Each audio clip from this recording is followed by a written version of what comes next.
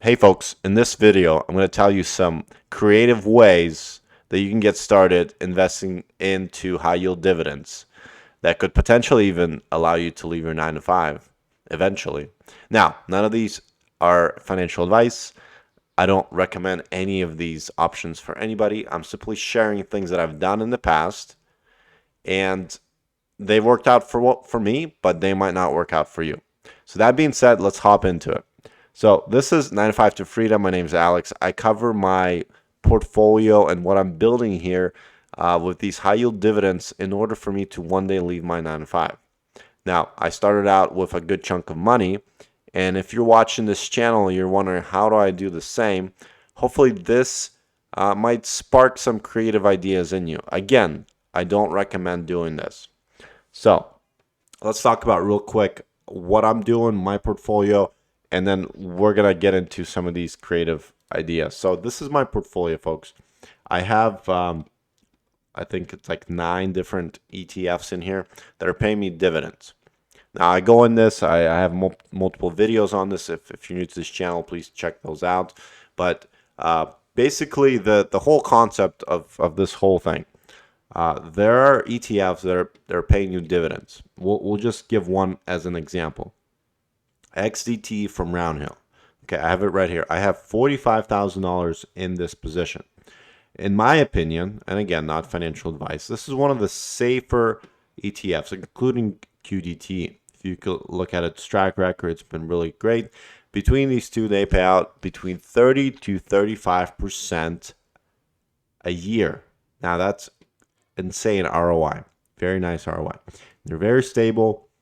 They go up and down with the total market or with the NASDAQ. Really liking it. And they pay weekly. Okay. Now, between the two of them, as you can see, I have roughly $100,000. Now, you might ask, I don't have $100,000. How do I get started? If I have $500, it's not going to make a dent. So this is what we're going to talk about. Now, look at this, folks. For those who are new, I'm taking out margin.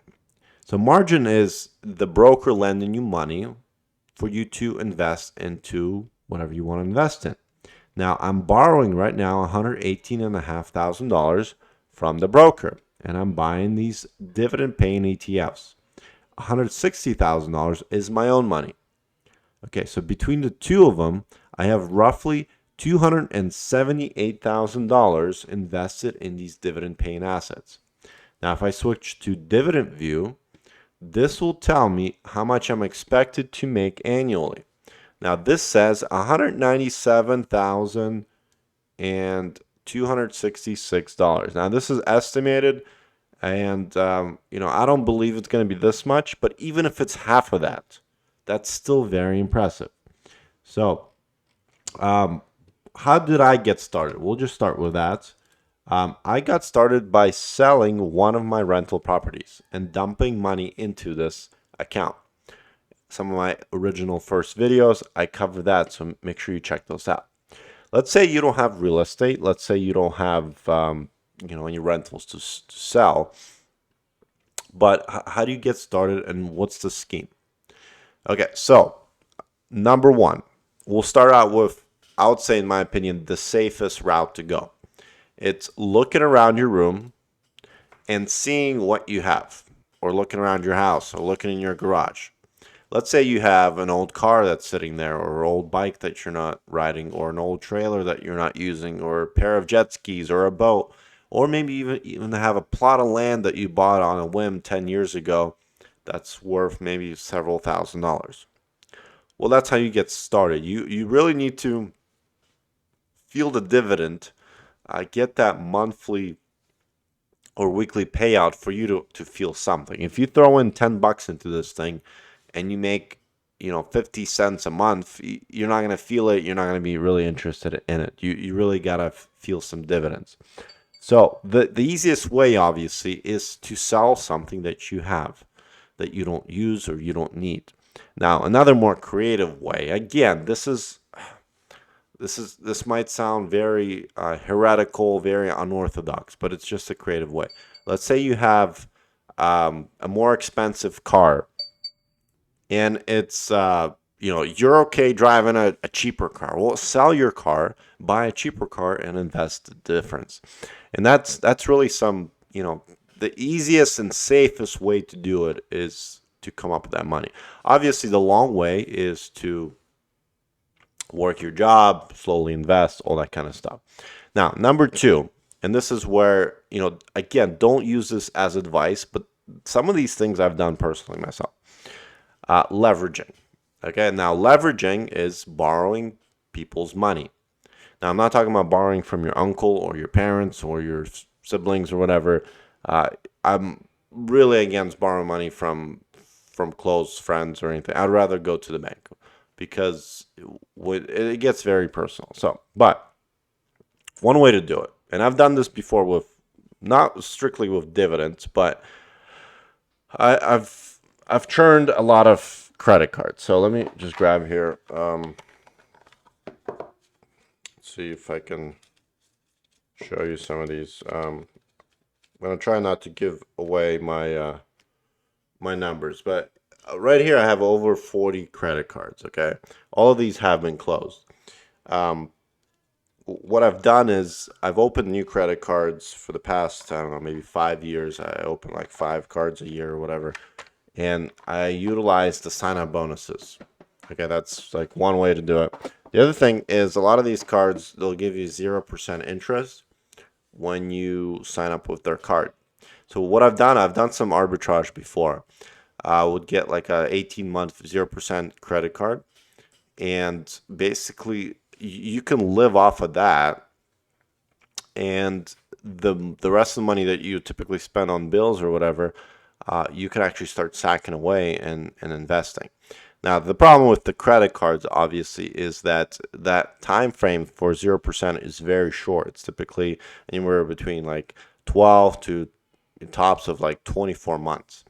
So, depending how aggressive you are, and you can get yourself in a huge pickle. This is what I mean. Like, don't use this as advice, but that's an idea. You can basically arbitrage that card and invest the difference into these dividends. Now, what's cool with these dividends, obviously, is the ability to then again leverage it with the broker. So let's say you take $10,000, and the other thing you can do, obviously, is some of these cards, and I've done this before too. Some of these cards will allow you to do a withdrawal. So you can do a withdrawal on the credit card. Now, not a lot of them do it, but I've done this before. So you can basically withdraw cash, like you can write a check, and there'll be a fee. Typically, it's like 4%, whatever, but you're still at 0%. And as long as you can do that for 24 months or 18 months, well, let's say you can write a check to yourself for $10,000 on a 0% interest credit card. Well, then you deposit that $10,000 into your brokerage account.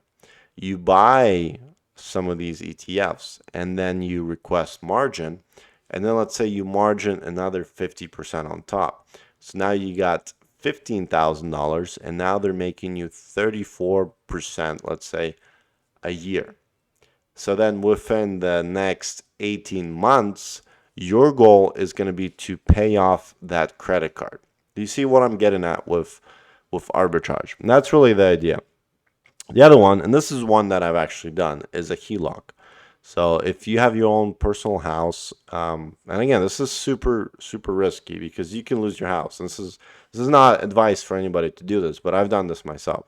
I've used a HELOC. I've borrowed money against my house, and I've invested money into the market. So you can do that as well. Typically, HELOCs, they run a little bit higher than a traditional mortgage. Right now, rates are kind of high, but let's say you get some for 6, 7, 8%. And if you can make the difference, if we have a bullish year and we're making 30, 35%, well, you just pocketed 20% into your account. Now, your goal is obviously going to be to pay off whatever you're borrowing first. The third one is a personal loan, and I've seen those as as high as probably like 25%, which at that point it won't make any sense, or as low as like 12%.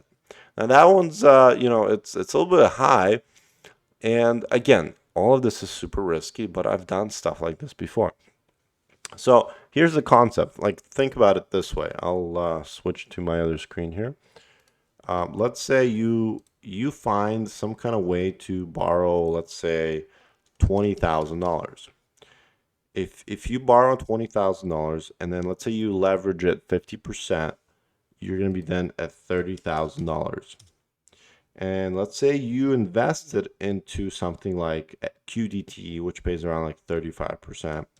Well, that's going to make you $10,500 a year. So then your goal is to pay off whatever you borrowed initially, right? So all these dividends that you're going to be getting, you're going to be throwing back at that original $20,000 loan. So it will take you, roughly around 2 years to pay that off. Now, obviously, there's going to be interest, depending what interest rate it is and stuff. But that's really the catalyst that you can have. And I guess the last way, obviously, is what I did, and I kind of cover that, is to leverage some real estate. Now, I'll just touch on that really briefly, kind of how I got into all this before. But I got into real estate by just, kind of accidentally into it. But I've used basically a home equity loan against my house to purchase my first rental. And I just repeated that process, rinse and repeat. I buy the next one, borrow against it, and then buy the next one, borrow against it, buy the next one, and rinse and repeat. Now, obviously, you're taking a lot of risk because you're taking a lot of loans, but you have tenants who are paying you rent and all that kind of stuff. So that's not what this channel is about, but that's something that I did. And that's what really got me comfortable with using other people's money. So if you do have some rentals, and this is something I'm actually in the process of doing, is taking out a loan against one of my rentals so I can bump up and increase this account that I have with these dividends. So hopefully that gave some ideas. Again, don't follow any of them, but there they are. And if you like this video, please give me a thumbs up, subscribe to this channel, and check out some of my other content. Take care, folks.